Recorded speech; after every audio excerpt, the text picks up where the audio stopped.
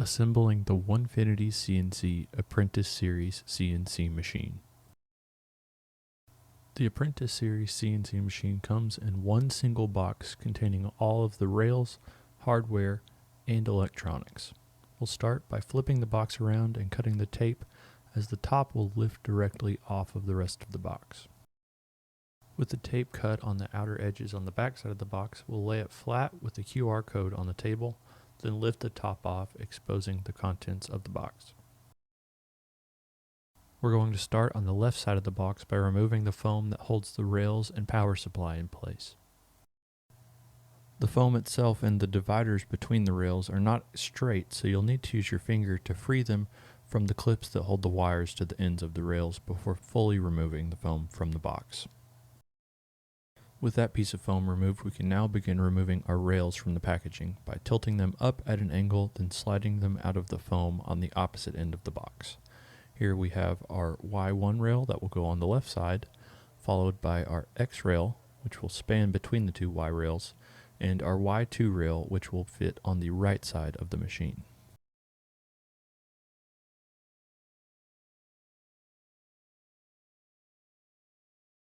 Next, you can remove your power supply from the box by tipping it up at an angle, then pulling it out of the foam.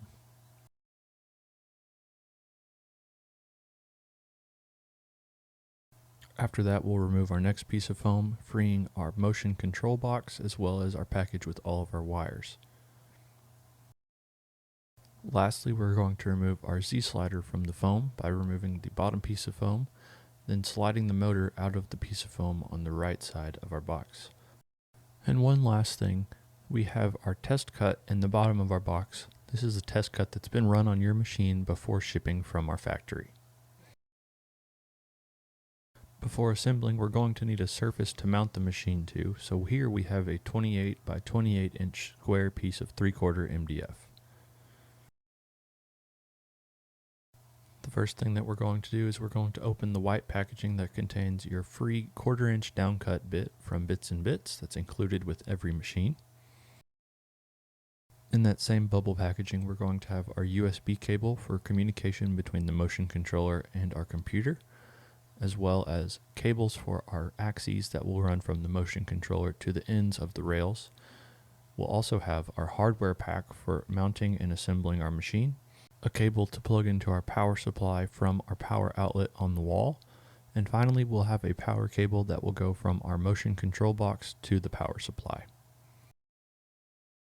With that unpackaged, we can now start assembling our machine. We're going to start by placing our Y rails on either side of our sheet of MDF or whichever table you've built, and we're going to get those roughly in place before sliding the gantries for both of these axes all the way to the front, making it easier to square our X-axis rail.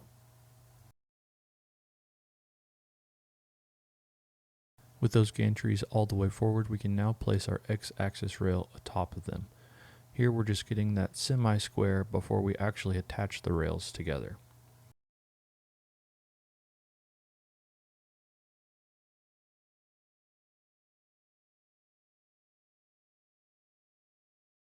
With our X-rail sitting atop our Y rails, we can now start by using our X-rail mounting bolts to secure it to the tops of the Y gantries. We'll start with the front of the X-rail, placing 2 bolts into the foot on the right side, and securing them in place with a 4mm hex key.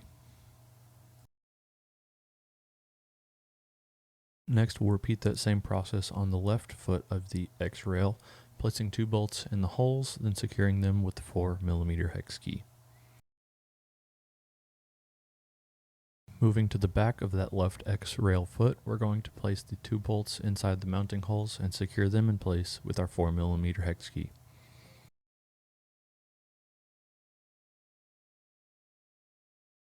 And lastly, we're going to place our 2 remaining bolts into the back of the right X-rail foot and secure those with a 4mm hex key.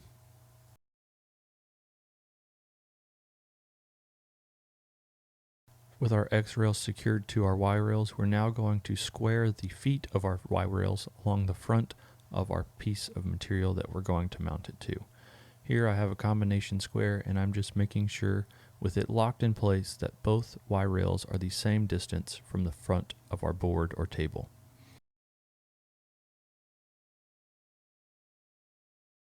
With our Y rails squared to our table, we're now going to use our Y rail mounting screws that are included in the hardware pack that was in our white bubble packaging.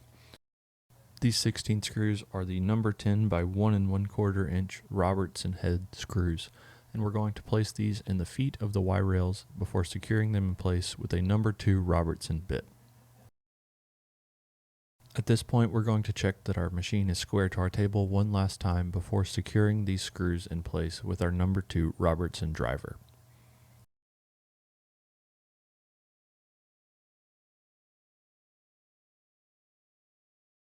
Repeat this process on the left foot of the Y rail, starting with the interior screws on the foot, securing them in place with our number 2 Robertson driver. On the exterior of the left Y rail, we're going to remove the bracket that holds the wires in place by using a 2.5mm hex key to remove the 2 socket head bolts holding it to the left side of the foot. With those 2 screws removed, we can now secure our wood screws to the table using our number 2 Robertson driver while holding that bracket out of the way. With our wood screws in place, we can now reinstall the bracket and secure it back with the same screws and a 2.5mm hex key. We're not going to screw in the back foot at this time, but we'll cover that later in this video. After securing the front feet of our Y rails to the table, we're now going to move on to mounting our Z slider to the X-axis gantry. There are 4 tapped holes on the front of the X-axis gantry that will align with our Z-slider mounting holes. There are 2 mounting positions for the Z-slider. If you're using a router, we recommend using the top set of holes, but if you're using a 65mm spindle, use the bottom set. With our Z-slider mounting hardware and a 3mm hex key, we're going to mount our Z-slider to the front of the X-axis utilizing those pre-tapped holes. Starting in the top right corner, we're going to secure the first screw in place with our 3mm hex key before making sure that our Z-slider is square to our table, then securing the left side again with a 3mm hex key. For shipping reasons, the Z-slider mount is in the down position, so we're going to use our thumb and a finger to rotate the coupler in a clockwise motion until we have raised it up past the mounting holes that we're needing to access. With the Z-slider mount up past our mounting holes, we can now use our 2 remaining screws and a 3mm hex key to secure the bottom of the slider to our X-axis gantry. Next, we're going to shift our focus to our power supply as well as the wiring for our machine. Here I'm using a piece of 3/4 inch MDF to screw the power supply to so that I don't have to screw into my nice maple tabletop. You can place your power supply in your desired position, whether that's on your table or on the side of your table, then secure it in place with the remaining number 10 by 3/4 inch mounting screws for the power supply that were included in our hardware pack.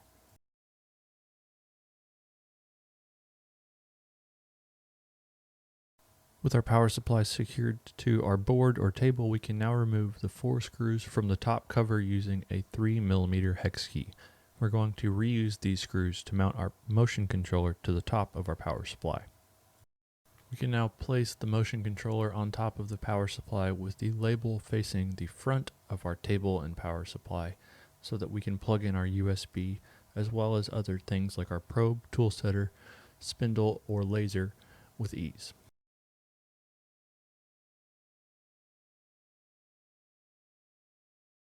Once we have all of our mounting holes aligned, we're going to reuse our screws that we've just removed and a 3mm hex key to secure these together.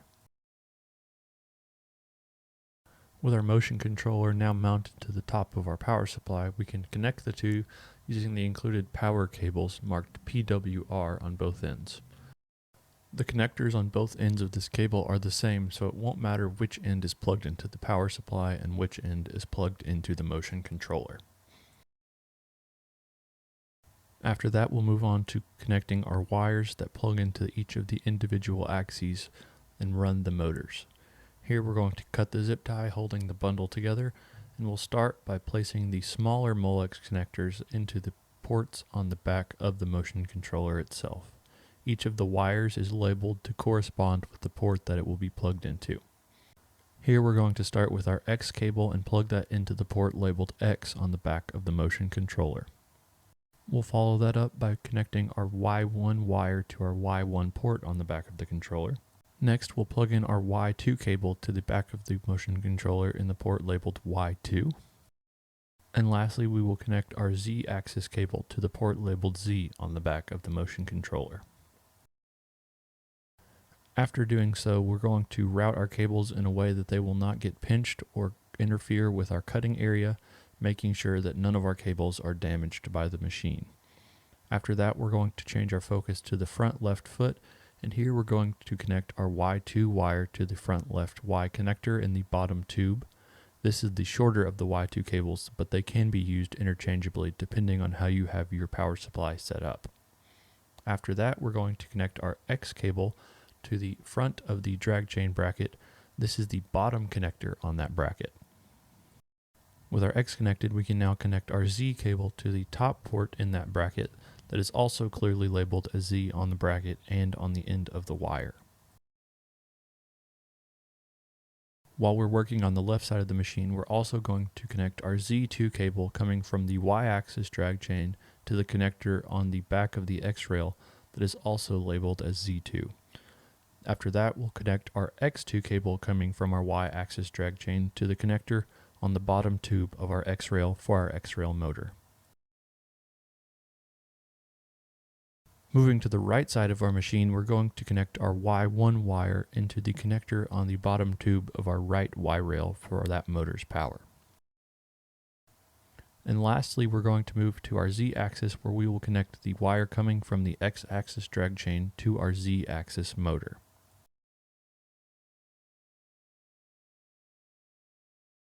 This next step is not required, but is highly recommended. Here I'm using some zip ties just for a little bit of cable management to make sure that not only my wires stay straight and out of the way, but are also not creating a mess on our table.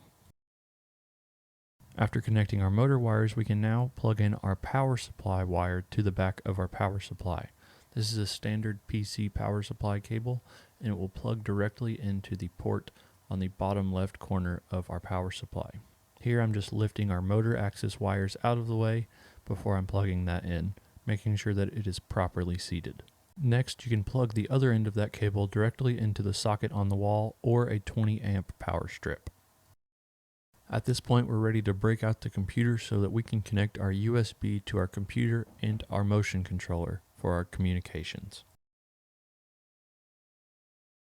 From here, we can unpackage our USB cable that was included and plug the USB-A end or the square end into one of the USB ports on your computer or your computer's dongle, depending on which operating system you're using. If you get a message saying COM port busy while in the software, you'll need to restart your computer to allow the COM port to reset.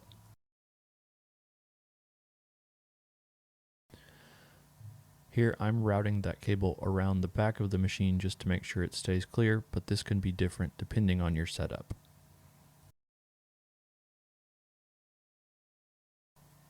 On the other end of the wire, we're going to plug the USB-C end into the port labeled USB on the front of our motion control box. And at this point, we can twist and release our e-stop, then press the power button to allow power to get to our motors. To download the software, you'll need to navigate to the realtimecnc.com website. From here, you can go to the downloads page, and you can see that all of the Raspberry Pi packages, Windows packages, Linux, and Mac packages are all available for download. Obviously, for Windows, you'll choose the Windows 64 setup. For Linux-based computers, you'll choose the Linux option, and for Apple products, you will choose the Mac option for download.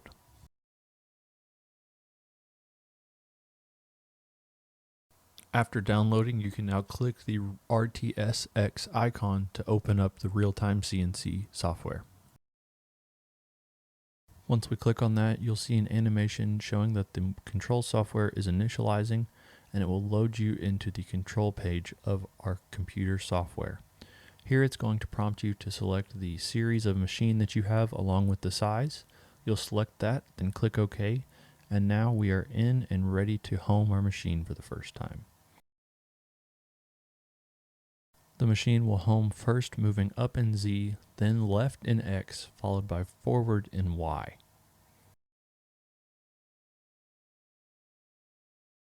After homing is completed, we are now free to jog the machine around using incremental or continuous jog modes by clicking and holding the buttons on the screen. At this point, we're going to jog our Z and X axis gantry to the center of the Y rails before moving the Y axis all the way to the back of the machine so that we can continue in securing our Y axis feet while also making sure that everything is square. With our X rail jogged all the way to the back of the machine, we can now secure the right foot in place with 4 of the number 10 by 1 1/4 inch Robertson head screws and a driver. On the back left foot, we will secure the 2 inside mounting holes using those screws and our driver once again.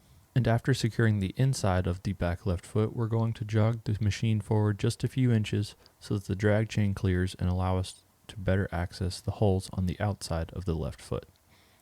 Here we're going to install our last 2 screws and secure them in place once again with our number 2 Robertson driver. With these last 2 screws in place, that completes all of our assembly for the Onefinity CNC Apprentice Series machine. Now you can freely jog the machine around, and once you have your router installed, you're ready to get carving. Once you're done using your machine for the day, simply press the power button on the power supply to disable power to the motors, then unplug the USB from your computer to power down the motion controller.